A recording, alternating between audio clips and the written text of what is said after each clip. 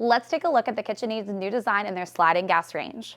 Here we have the new color Juniper, which is going to be both for the knobs and the handles.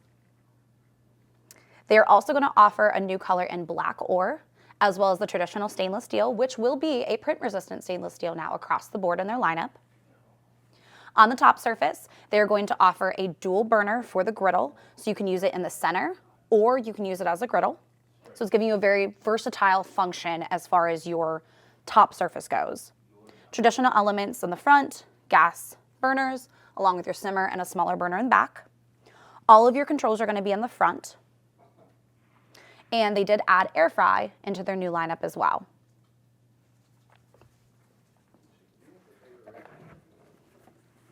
Here are some of the new designs that you can design to personalize your new KitchenAid. So as you can see, you're going to have the brass color, your stainless, the bronze, and then the black ore, as well as the Juniper is going to be one of the color options as well. So stop by, take a look, and see if any of these colors will be best for your new design.